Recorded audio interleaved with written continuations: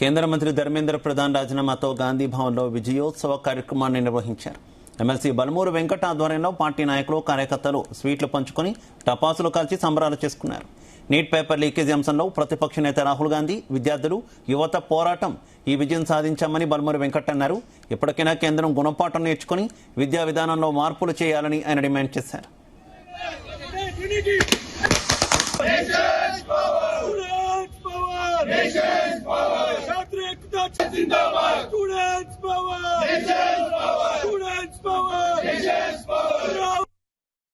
భారతదేశ వ్యాప్తంగా neat paper leak తో పాటు అనేక ఇతర పేపర్ల లీక్ పైన కేంద్ర ప్రభుత్వం పైన విద్యార్థులు ఏదైతే పెద్ద ఎత్తున ఉద్యమాన్ని చేపడితే ఆ ఉద్యమాన్ని మొదట్లో పట్టించుకోకుండా అణచివేసే ప్రయత్నం కేంద్ర ప్రభుత్వం చేసింది. ఆ విద్యార్థులకు అండదండగా, విద్యార్థుల యొక్క గొంతుకగా పార్లమెంట్ సాక్షిగా ఇష్యూ పైన రాహుల్ గాంధీ గారు ప్రస్తావించి దీనిపైన చర్చ పెట్టాలి.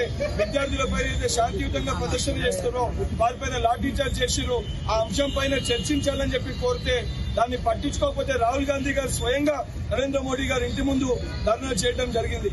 ధర్నా చేసిన తర్వాత రాహుల్ గాంధీ గారి పట్ల కూడా డీటెయిన్ చేసి వారిని కూడా అరెస్ట్ చేసే ప్రయత్నం భారతీయ జనతా పార్టీ కేంద్ర ప్రభుత్వం చేసింది.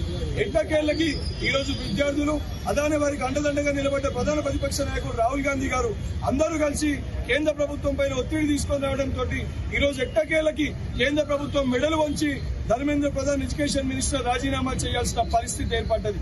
దానికి భారతదేశ యువతకి అందరూ కూడా ఏదైతే ఈ యొక్క పోరాట స్ఫూర్తి, యువత యొక్క పోరాట స్ఫూర్తితోటే ఈ రోజు విద్యాశాఖ మంత్రి రాజీనామా సాధ్యమైంది.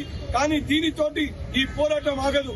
ఏదైతే ఇంకా మేజర్ 2 డిమాండ్స్ ఉన్నాయో ఈ విద్యార్థుల పైన ఘోరాతి ఘోరంగా ఎవరైతే లాఠీ చార్జ్ చేసిరో ఆ పోలీస్ అధికారుల పైన కఠినమైన చర్యలు తీసుకునేదాకా, దానితో పాటు ఈ నీట్ వల్ల చనిపోయిన 26 మంది విద్యార్థుల ఏదైతే వాళ్ళ కుటుంబాలకి నష్టపరిహారం అందించే వరకు, దానితో పాటు ఇంత చేసిన ఏదైతే కేంద్ర ప్రభుత్వము హోంశాఖ మంత్రి అమిత్ షా, నరేంద్ర మోడీ గారు విద్యార్థులకి, భారతదేశ ప్రజలకి బహిరంగ క్షమాపణ చెప్పే వరకు కూడా ఈ పోరాటం ఇదే రకంగా కొనసాగుతుంది.